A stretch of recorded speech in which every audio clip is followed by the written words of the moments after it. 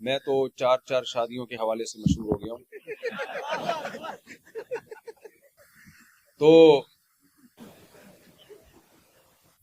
یہ جو آج بنگلہ دیش میں اسلام ہے یا پوری دنیا میں اسلام ہے، یہ کیسے آ گیا؟ بہت محنتیں ہیں اس کے پیچھے، بہت محنتیں. دیکھو جہاں اسلام ہوگا نا تو اٹریکشن اسلام کی طرف ہی ہوگی. اللہ نے اسلام کو اتنا خوبصورت مذہب بنایا ہے، اتنی اٹریکشن ہے. اسلام کا نظام طہارت دیکھ لیں آپ، صفائی ستھرائی کا نظام. اسلام کا نظام عبادت دیکھ لیں آپ، کیا خوبصورت عبادت ہے، نماز، رمضان. اسلام کے جو ریلیشن کے احکام ہیں، فیملی سسٹم ہے، پڑوسیوں کے حقوق ہیں، انسانوں کے حقوق ہیں، کوئی اس کا آلٹرنیٹ دنیا کے پاس نہیں ہے. اچھا اردو آپ سب سمجھتے ہیں؟ Very good, very good, very good. تو سمجھتے ہیں نا جی؟ سب سمجھتے ہیں، سب سمجھتے ہیں. تو یہاں دینی مدارس بہت ہیں ماشاءاللہ. میں یہ عرض کر رہا تھا کہ اسلام میں اتنی اٹریکشن ہے کہ جہاں اسلام ہو اور امن ہو، لڑائی نہ ہو، جھگڑا نہ ہو، تو دنیا اسلام ہی کی طرف مائل ہوتی ہے. دنیا میں فساد نہ ہو. جتنا اسلام صلح حدیبیہ کے بعد پھیلا ہے اس سے پہلے نہیں پھیلا اتنا. تو یہ جو آپ کو آج اسلام کی بہاریں نظر آ رہی ہیں، یہ ایسے ہی نہیں ہے. یہاں علماء کا، مشائخ کا بہت بڑا کردار ہے. لیکن ہوتا پتہ ہے کیا ہے؟ جو محنت کرنے والے لوگ ہوتے ہیں وہ محنت کر کے دنیا سے چلے جاتے ہیں. پھر کچھ فسادی لوگ آتے ہیں جو امت میں توڑ پیدا کرنے کی کوشش کرتے ہیں، نیگیٹیوٹی کو پھیلاتے ہیں کہ ان مولویوں نے کیا کیا، ان علماء نے کیا کیا، ان علماء کو تو فتووں سے فرصت نہیں ہے، ان علماء کو تو حلال و حرام سے فرصت نہیں ہے. دیکھو جب بھی کوئی پازیٹیو وے میں کام کرے گا اس کا طریقہ دوسروں کے عیب تلاش کرنا نہیں ہوگا، اس کا طریقہ ہوگا آپ اپنے حصے کا کام کرو. میں اکثر ایک چٹکلا اور لطیفہ سناتا ہوں. چند مزدور رات کو سوئے، ایک اٹھا تہجد پڑھنے کے لیے. تہجد میں اللہ سے دعا مانگ رہا ہے، اے اللہ یہ سب سو رہے ہیں، میں اکیلا تیرے سامنے کھڑا ہوں عبادت کے لیے. اے اللہ ان سب کو نیند آ رہی ہے، مجھے بھی نیند آ رہی ہے، میں نے اپنی نیند کو قربان کیا لیکن یہ سب پڑے ہوئے سو رہے ہیں. سردی مجھے بھی لگ رہی ہے، ان کو بھی لگ رہی ہے، لیکن یہ کمبل میں ہیں اور میں کمبل سے باہر تجھ سے دعائیں مانگ رہا ہوں. تو ایک مزدور نے کمبل سے سر نکال کے کہا، کمبخت تو اپنی دعائیں مانگ، اللہ کے سامنے ہماری غیبتیں کیوں کر رہا ہے؟ سمجھ رہے بھائی؟ تو اٹھ کے تہجد پڑھ، دعا مانگ اللہ سے. اللہ کو یہ کیوں بتا رہے کہ میں مانگ رہا ہوں یہ نہیں مانگ رہے، میں کر رہا ہوں یہ نہیں کر رہے؟ آپ میں اتحاد ہے. میں نے برما کا بھی سفر کیا، میانمار کا، بنگلہ دیش کا بھی. یہاں فرقواریت بہت کم ہے، نہ ہونے کے برابر. ہم ڈسے ہوئے ہیں پاکستان میں فرقواریت کے. پتھر اٹھاؤ نیا فرقہ نکلے گا. پاکستان میں اتنے فرقے پیدا ہو گئے ہیں آپ کی سوچ سے زیادہ. اس گلی کا الگ فرقہ، اس گلی کا الگ، مسجدوں کے نام الگ، اتنے لمبے لمبے مسجدوں میں نام، حنفی، دیوبندی، حنفی، اہل سنت، سنی، حنفی، بریلوی، سنی، حنفی، دیوبندی، سنی، اہل حدیث. یہ تین تو پھر اہل حدیثوں کے الگ الگ ہیں. جمعیت غربہ اہل حدیث، جمعیت فلاں اہل حدیث. تو آپ لوگ بھی اس عذاب میں آ سکتے ہو. ابھی تک یہاں مسجدیں میں نے دیکھی ہیں، مسجد بس ایسا ہی ہے نا. ہوں گے فرقے لیکن کم نظر آ رہے ہیں. تو یہ فرقہ واریت شروع کہاں سے ہوتی ہے؟ علماء کا دامن چھوڑنے سے. جب آپ علماء کو چھوڑو گے نا اور ان لوگوں کو سننا شروع کرو گے جو دین کے علم کے اہل نہیں ہیں، وہ آپ کو قرآن و سنت کے نام پہ گمراہ کریں گے. صحیح ہے بخاری کی حدیث، 2 حدیثیں اس وقت یاد رکھنی ہے آپ نے. 2 حدیث. پہلے تو میں ایک اشکال کا جواب دے دوں.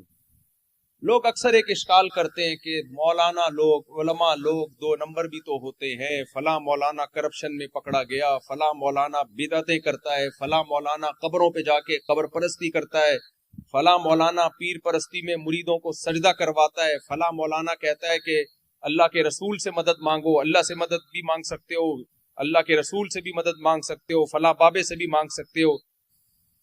تو یہ مولانا لوگ تو لوگوں کو شرک کی ترغیب دے رہے ہیں، بدعت کی طرف لے کے آ رہے ہیں۔ مجھے بتاؤ کسی طبقے میں 100% لوگ صحیح ہو سکتے ہیں؟ بولو، کیا ڈاکٹروں میں غلط ٹیکے لگانے والے نہیں ہیں؟ لگانا کہ رائٹ کولے پہ تھا، لگا دیا لیفٹ کولے پہ، کولا سمجھتے ہیں؟ اگر سمجھتے ہوتے تو یہ رسپانس نہ دیتے آپ۔ تشریف سمجھتے ہیں؟ رائٹ تشریف پہ لگانا تھا، لگا کس پہ دیا؟ لیفٹ پہ، جس پہ پہلے سے ہی 2 ٹیکے لگے ہوئے تھے، تو غلط ٹیکا لگا دیا۔ ڈاکٹروں میں 2 نمبر نہیں ہوتے۔ آپ مجھے ایک بات بتاؤ، ڈاکٹر ہمارے ہاں پاکستان میں تو ہم نے دیکھا ہے، ڈاکٹر جب کوئی میڈیسن لکھ کے دیتا ہے تو وہ میڈیسن اس میڈیکل اسٹور سے ملتی ہے جو ڈاکٹر کا سگا ماموں ہوتا ہے۔ اس کے علاوہ پوری کائنات میں وہ میڈیسن کہیں بھی نہیں ملتی، اور وہ ڈاکٹر کی کلینک کے ساتھ ہی میڈیکل اسٹور ہوتا ہے۔ تو یہ 2 نمبری ہے یا نہیں ہے؟ بنگلہ دیش میں بھی ہوگی یہ 2 نمبری۔ اس سے پتہ چلتا ہے بھائی ڈاکٹروں میں بھی 2 نمبر ہوتے ہیں، کیا سیاست دانوں میں 2 نمبر نہیں ہوتے؟ ہر فیلڈ میں 2 نمبر لوگ ہوتے ہیں، لیکن اس کا یہ مطلب نہیں ہوتا کہ 2 نمبر ڈاکٹروں کی وجہ سے آپ علاج پلمبروں سے اور قصائیوں سے کرانا شروع کر دو۔ آپ کے کڈنی میں، گردے میں تکلیف تھی، آپ نے کہا یہ ڈاکٹر 2 نمبر ہے، قصائی کو یہاں قصائی کہتے ہیں نا جو گوشت کاٹتا ہے، تو اب میں اپنا آپریشن کڈنی کے اسپیشلسٹ اور سرجن سے نہیں کرواؤں گا، میں قصائی سے آپریشن کرواؤں گا اپنا، کیونکہ ڈاکٹر 2 نمبر ہوتے ہیں۔ کوئی عقل کی بات ہوگی؟ تو اسی طرح اگر مولانا لوگوں میں بھائی کوئی 2 نمبر لوگ پیدا ہو گئے تو یہ تھوڑی ہے کہ دین کے مسائل آپ ان لوگوں سے پوچھو جو علماء نہیں ہیں، ایسا تھوڑی ہے۔ مسائل آپ کو علماء ہی سے پوچھنے پڑیں گے۔ اگر 2 نمبر علماء ہیں تو 1 نمبر علماء کو تلاش کرنا پڑے گا۔ اور نبی صلی اللہ علیہ وسلم نے ارشاد فرمایا، لا یجتمع امتی علی ضلالہ، میری امت گمراہی پہ کبھی جمع نہیں ہوگی۔ صحیح حدیث ہے، یعنی اس امت کے سارے علماء کبھی بھی گمراہ نہیں ہو سکتے۔ تو گمراہی کب پھیلتی ہے؟ جب علماء کا دامن چھوڑا جائے۔ اب میں آپ کو 2 حدیثیں سناتا ہوں، 2 حدیثیں یاد رکھیں۔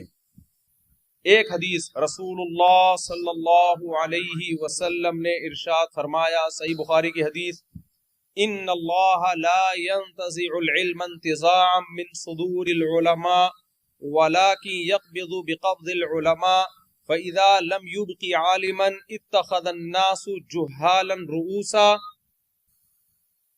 نبی صلی اللہ علیہ وسلم نے فرمایا، اللہ تعالیٰ، ادھر میری طرف توجہ، ادھر توجہ، نبی اللہ قرب قیامت میں جو دین کا علم اٹھائیں گے تو کیسے اٹھائیں گے؟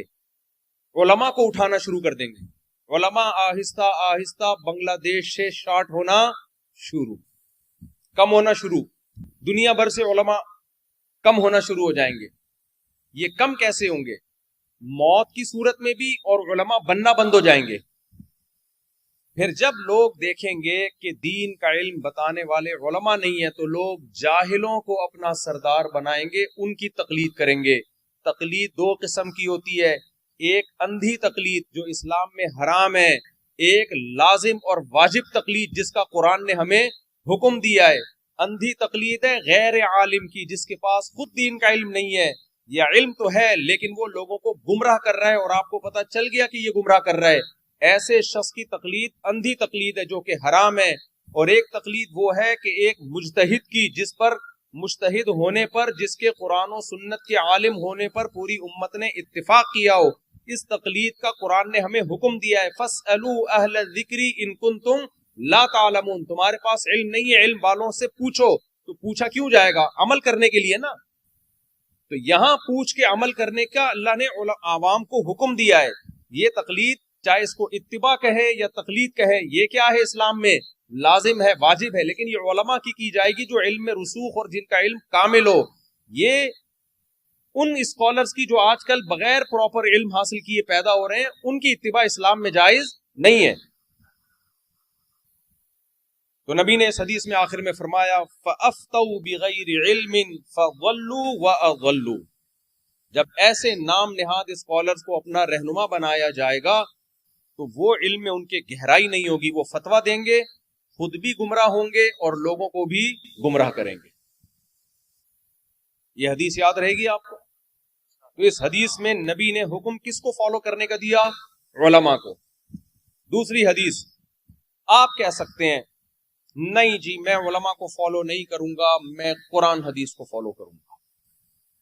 بہت سے لوگ یہ دعویٰ کرتے ہیں بھائی ہم تو دلیل کو فالو کرتے ہیں، علماء کیا کہہ رہے ہیں ہمیں کیا، اس دلیل کو فالو کرتے ہیں.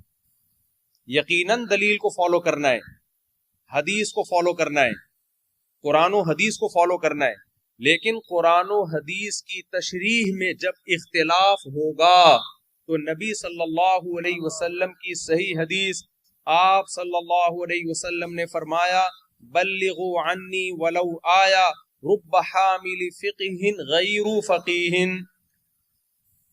آپ نے فرمایا جو حدیث مجھ سے سنو آگے پہنچاؤ، اس لیے کہ کچھ لوگ حدیث جانتے ہیں اس کا مطلب سمجھتے نہیں ہیں. تو نبی نے امت کو دو حصوں میں ڈیوائیڈ کیا، ایک فقیہ اور ایک غیر فقیہ. فقیہ اسے کہتے ہیں جو حدیث جانتا بھی ہے اس کا مطلب سمجھتا بھی ہے، اور غیر فقیہ اسے کہتے ہیں جو حدیث جانتا تو ہے اس کا مطلب سمجھتا نہیں ہے. تو آپ کہہ رہے ہو سب لوگ حدیث کا مطلب سمجھیں، ہم اللہ کے نبی کی حدیث کہہ رہی کہ سب نہیں سمجھتے. جس کے پاس کھوپڑی ہوگی نا، فقاہت ہوگی، وہ سمجھے گا. یہ اس سے وہ والی حدیثیں مراد ہے جن کا تعلق احکام سے، مسائل سے ہے. ہمارے نبی تو کہہ رہے ہیں کہ سب کی عقل ایک جیسی نہیں ہے. امت دو حصوں میں، ایک فقیہ اور غیر فقیہ. فقیہ کی جمع آتی ہے، پلورل ہے، فقہا. فقیہ کی جمع کیا آتی ہے؟ فقہا. آج کے اسکالر سے جب آپ کہیں کہ فقہا نے اس حدیث کا یہ مطلب بیان کیا ہے تو پتہ ہے آگے سے کیا کہتے ہیں؟ یہ فقہ کدھر سے لے آتے ہو تم لوگ؟ فقہا شقہا کہاں سے لے آتے ہو؟ یہ ہم اپنی جیب سے، اپنے پیٹ سے نہیں لاتے، یہ قرآن و سنت کی وجہ سے لاتے ہیں. بنگلہ دیش والوں سمجھ میں آ رہا ہے؟ فقہا اور غیر فقہا یہ تقسیم میری نہیں ہے، مولاناؤں کی، علماء کی، بنگلہ دیش کے علماء کی نہیں ہے. یہ تقسیم سید الانبیاء محمد صلی اللہ علیہ وسلم کی ہے کہ جب حدیث کی تشریح میں اختلاف ہوگا تو فقہا سے پوچھا جائے گا کہ اس کی صحیح تشریح کیا ہے اور غلط مطلب کیا ہے. مجھے ایک بات بتاؤ، اسلام آج سے ہے یہ صدیوں سے ہے؟ صدیوں سے. تو فقہا بھی صدیوں سے ہوں گے یا آج مارکیٹ میں آ رہے ہیں نئے نئے؟ ہے بھائی، پیٹ آج سے ہے لگا ہے یا صدیوں سے ہے ہمارے پاس؟ اور پیٹ کی ضرورت روٹی سے پوری ہوتی ہے، تو روٹی آج ایجاد ہوئی ہے یہ صدیوں سے کھاتے آ رہے ہیں لوگ. تو جیسے فقہ اور فقہا ہماری ضرورت ہے، آج سے نہیں ہے صدیوں سے ہے، تو فقہا بھی پیدا صدیوں پہلے ہو چکے تھے. اور عبداللہ ابن مسعود رضی اللہ تعالیٰ عنہ فرماتے ہیں من کان منکم مستنن فلیستن بمن قد مات. تم نے اگر کسی کو فالو کرنا ہے تو آج کے زندہ لوگوں کو فالو مت کرو، ان فقہا کو فالو کرو جو دنیا سے جا چکے ہیں، کیونکہ ان میں فتنے کا امکان کم ہے، آج کے اسکالرز میں فتنے کا امکان زیادہ ہے. جب ہم یہ کرتے ہیں تو لوگ کہتے ہیں تم اندھی تقلید کرتے، تم لوگ یہ کرتے ہو، تم لوگ وہ کرتے ہو. ہم آپ کو بے لگام اجتہاد سے بچاتے ہیں. اب میں آپ کو تھوڑا سا بنگلہ دیش میں اسلام کی تاریخ بتاؤں گا. وقت ہے؟ اچھا. یہاں جتنے مدارس قائم کیے سب علماء دیوبند نے قائم کیے. برما میں، افریقہ میں، بنگلہ دیش میں، پاکستان میں زیادہ تر.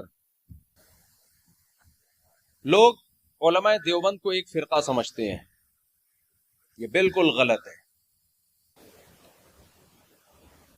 دیکھیں میں تھوڑی سی ہسٹری بیان کروں گا آپ کے سامنے کہ ہمارا انٹروڈکشن ہے کیا علماء دیوبند کوئی فرقہ ہے یا صرف ایک علاقے کی وجہ سے ان کو یہ نام دیا گیا ہے؟ ہماری ہسٹری ہے کیا؟ عام طور پہ لوگ کہتے ہیں دیوبند کی بنیاد رکھی گئی 1964 میں، اور کہتے ہیں کہ 1864 میں۔ اچھا بھائی ان کو ذرا چپ کرا دیں۔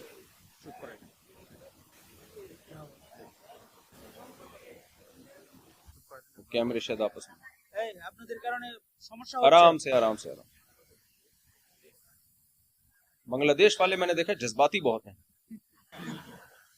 جذباتی بہت، ایک دم جوش میں آتے ہیں۔ 4 شادیوں پہ جوش نہیں نکل رہا تو پھر ادھر نکلے گا۔ آرام سے بھائی، آرام سے، محبت سے۔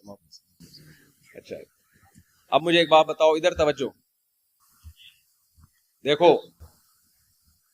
لوگ کہتے ہیں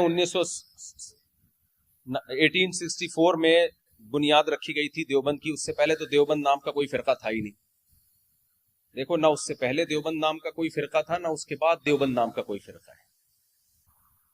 1864 میں جو مدرسے کی بنیاد رکھی گئی اس کی حقیقت یہ تھی کہ انگریز نے مدارس کو ختم کر دیا تھا، تعلیمی ادارے بند کر دیے تھے، اور پہلے اس وقت مسلمانوں کے دینی اور دنیاوی تعلیم ساتھ ساتھ چلا کرتی تھی، ایک ہی چھت کے نیچے ہوتی تھی۔ تو ساری جب سیٹ اپ انگریز نے برباد کر دیا، اور مولانا قاسم نانوتوی رحمۃ اللہ علیہ انگریز کے خلاف جہاد بھی کیا، انہوں نے، ہمارے اکابر نے کیا، اس جہاد میں بھی شکست ہوئی، تو اس کے بعد some thing is better than nothing, کہ امت کو بالکل انگریزوں کے حوالے کر دیا جائے، کلچر کو ختم کر دیا جائے، اس سے بہتر ہے کہ اپنے تعلیمی سلسلے کو دوبارہ سے شروع کیا جائے۔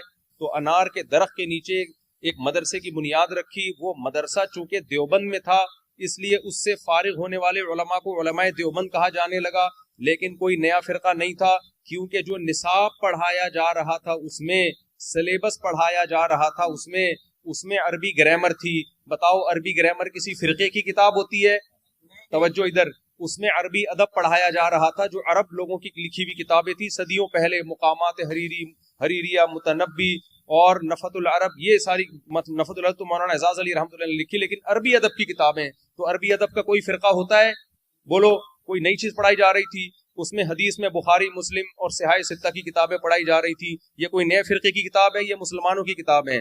اس میں فقہ کی کتابوں میں 4 فقہ تھے ہمارے پاس مرتب پڑھانے کے لیے، ایک امام ابو حنیفہ کا فقہ، ایک امام شافعی کا فقہ، ایک امام مالک کا فقہ، ایک امام احمد ابن حنبل کا فقہ۔ 5واں مارکیٹ میں تھا ہی نہیں کوئی مرتب، اور اب تک نہیں ہے مرتب فقہ جو قرآن و سنت سے مسائل اخذ کر کے مرتب صورت میں لکھے گئے ہوں، وہ تھا ہی نہیں مارکیٹ میں، تو پڑھاتے کیسے اس کو؟ تو چونکہ بر صغیر میں جب سے اسلام آیا، وہ امام ابو حنیفہ کے شاگرد اور ان کے فالوورز جو تھے وہ والا فقہ آیا ہے، تو علماء نے سیلیکٹ کیا فقہ حنفی کو، کیونکہ بنگلہ دیش جب سے اسلام میں آیا ہے ٹوٹلی A to Z فقہ حنفی قبول کیا انہوں نے۔ بر صغیر میں جب اسلام آیا A to Z سب کے سب فقہ حنفی پہ چلتے تھے۔ فقہ حنفی کیا ہے؟ فقہ حنفی ہے نبی صلی اللہ علیہ وسلم کے شاگردوں میں ایک جلیل قدر شاگرد تھے عبداللہ ابن مسعود رضی اللہ تعالیٰ عنہ۔ حضرت علی رضی اللہ تعالیٰ عنہ جب کوفہ ہجرت کر کے گئے ہیں تو 1400 صحابہ صاحب علم حضرت علی کے ساتھ کوفہ گئے، تو کوفہ علم کا ایک مرکز بنا۔ حضرت علی کے شاگرد اور عبداللہ بن مسعود رضی اللہ تعالیٰ عنہ کے شاگردوں میں جلیل قدر شاگرد تھے حضرت علقمہ۔ حضرت علقمہ رضی اللہ تعالیٰ عنہ اشبہ الناس بعبداللہ ابن مسعود، ان کو کہا جاتا ہے عبداللہ ابن مسعود کے سب سے زیادہ مشابہ، سب سے زیادہ علم حضرت علقمہ نے عبداللہ ابن مسعود سے سیکھا۔ اور عبداللہ بن مسعود نے کس سے علم سیکھا؟ کوئی نیا فرقہ رکھا یا نبی کا علم تھا جو حضرت علقمہ تک ٹرانسفر کیا ہے؟ نبی کا جو علم تھا جو مشاہدے پر مبنی تھا۔ صحابہ کہتے ہیں ہم عبداللہ ابن مسعود کو نبی کے ساتھ اتنا زیادہ دیکھتے ایسا لگتا کہ عبداللہ ابن مسعود نبی کے خاندان کے ایک فرد ہیں۔ تو عبداللہ ابن مسعود تعالی، تو حماد الکوفی نے امام ابو حنیفہ تک جو علم ٹرانسفر کیا وہ دیوبندیت تھی، کوئی 73واں 74واں فرقہ تھا یا وہ اسلام تھا؟ اسلام تھا۔ پھر امام ابو حنیفہ کے 2 مشہور شاگرد امام ابو یوسف اور امام محمد، انہوں نے امام ابو حنیفہ سے علم حاصل کیا، تو امام حنیفہ نے ان کو جو علم ٹرانسفر کیا وہ دیوبندیت تھی یا وہ کوئی 73واں 74واں 75واں فرقہ تھا یا وہ اسلام تھا؟ پھر امام محمد نے، امام ابو حنیفہ کے شاگرد نے، امام محمد نے 6 کتابیں لکھ کر اس علم کو مرتب کیا ہے، کوئی نیا فرقے کی بنیاد یا فقہ کی بنیاد نہیں رکھی، وہی علم جو نبی سے ٹرانسفر ہوتا آ رہا تھا اب تک ریٹن فارم میں نہیں تھا، امام محمد نے 6 کتابیں لکھ کے اس کو ریٹن فارم میں مرتب کیا، یہاں سے فقہ حنفی کی بنیاد رکھی گئی ہے۔ تو پتہ چلا فقہ حنفی کی بنیاد پیغمبر نے رکھی ہے، لیکن مرتب اور مدون کیا امام ابو حنیفہ کے شاگردوں نے، اس لیے اس کا نام کیا دیا گیا اس کو؟ حنفی فقہ۔ جیسے وہی قرآن جو نبی کے دور میں تھا اس کو مرتب کیا حضرت عثمان نے، تو اس کو مصحف عثمانی کہا جانے لگا، وہ کوئی الگ سے کوئی قرآن نہیں۔ میں سمجھا پا رہا ہوں بھائی؟ پھر وہی 6 کتابوں سے فقہ مرتب ہوتا ہوتا ہوتا ہدایہ، قدوری، کنز الدقائق، یہ سب انہی، شرح الوقایہ، یہ وہی ہے بھائی۔ تو جو 1864 میں جب مدرسے کی بنیاد رکھی گئی، یہی کتابیں صدیوں سے چلی آ رہی تھی ہندوستان میں، بر صغیر میں، بنگلہ دیش میں، جہاں جہاں اسلام گیا، یہی جہاں جہاں امام حنیفہ کے شاگرد گئے ہیں، اور زیادہ تر امام حنیفہ کے شاگرد گئے ہیں۔ 50% سے زیادہ اس امت نے امام حنیفہ کو فالو کیا، 30% نے امام شافعی کو، وہ بھی ہمارے لیے قابل احترام، 17% نے امام مالک کو، اور باقیوں نے امام احمد بن حنبل کو رحمہم اللہ تعالی۔ تو جب یہی آج بھی یہی مدارس میں پڑھایا جا رہا ہے۔ عقیدے میں ہم امام طحاوی، جلیل قدر محدث، ان کی کتاب ہے العقیدۃ الطحاویہ، پوری دنیا میں پڑھائی جاتی ہے، اس میں دیوبندیوں کے عقائد نہیں ہیں، اس میں اسلام کے عقائد ہیں، سعودی عرب کی یونیورسٹی میں بھی پڑھائی جاتی ہیں، ہر جگہ ہمارے وہی عقائد ہیں۔ اور نصاب میں نے آپ کو بتا دیا، تفسیر، حدیث، فقہ، اس میں کون سی نئی چیز تھی بھائی؟ وہی چیز ہے، ہم نے بھی وہی پڑھی ہے، تو فرقہ کہاں سے ہو گیا؟ یہ سوال پیدا ہوتا ہے۔ پھر یہ دیوبندیت کی دم لگانے کی کیا ضرورت ہے؟ علماء دیوبند، یہ دم ہم نے نہیں لگائی، یہ دم کسی اور نے پہلے اپنے لگائی ہے، تو اس سے فرق کرنے کے لیے پھر لوگوں نے مختلف ناموں سے موسوم کرنا شروع کر دی۔ واپس ختم؟ اچھا بس، اچھا 2 منٹ میں بات سمیٹتا ہوں۔ تو اب ہوا یہ کہ جب ہمارے اکابر نے مدارس کی بنیاد رکھی ہے، کوئی فرقے نہیں تھے، تو نئے نئے فرقے بننے شروع ہوئے ہیں انگریز کے آنے کے بعد۔ ان فرقوں سے فرق کرنے کے لیے ایک نام یہ تھا، ہم اپنے آپ کو مسلم کہتے ہیں، اس کا نتیجہ کیا نکلتا کہ گویا ہم دوسرے کو غیر مسلم کہہ رہے ہیں، تو ہم اتنے کمظرف نہیں تھے کہ کسی کو غیر مسلم کہیں۔ تو فرق کرنے کے لیے لوگوں نے پھر یہ نام دیے ہیں کہ یہ علماء دیوبند ہیں، ان کے یہ عقائد ہیں، اور یہ علماء دیوبند کے علاوہ ہیں، ان کے یہ عقائد ہیں۔ اس لیے کوئی فرقہ نہیں ہے، اور آپ یہاں علماء سے تعلق قائم کریں، عقیدہ توحید والا رکھیں، کوئی عالم بدعت کی طرف اگر بلاتا ہے تو ہمیں اس کو کسی صورت میں فالو نہیں کرنا۔ اللہ سے دعا ہے کہ اللہ تعالیٰ بنگلہ دیش کو اسی طرح چمکتا دمکتا رکھے، اسلام کی بہاروں کو اسی طرح اللہ تعالیٰ زندہ رکھے، اور سب کو 4 شادیوں کی اللہ توفیق عطا۔ چلیں دعا کریں۔ الحمدللہ رب العالمین، جی الحمدللہ رب العالمین والعاقبۃ للمتقین والصلاۃ والسلام علی رسول الکریم وعلی آلہ وصحبہ اجمعین۔ اے اللہ اس حاضری کو قبول فرما، جس کی بھی جائز مراد ہے اللہ اس کی مراد کو پورا فرما۔ خالد سیف اللہ ایوبی صاحب جن کی یہ کاوش ہے کتاب لکھنے کی، ان کی اس کاوش کو قبول فرما، اس کتاب کو ان کے لیے صدقہ جاریہ بنا۔ آپس میں مسلمانوں میں اتفاق اور اتحاد نصیب فرما، جہاں مسلمان مظلوم ہے اللہ ان کی مدد فرما۔ ربنا آتنا فی الدنیا حسنۃ وفی الآخرۃ حسنۃ وقنا عذاب النار۔ صلی اللہ تعالی علی خیر خلقہ محمد وعلی آلہ وصحبہ۔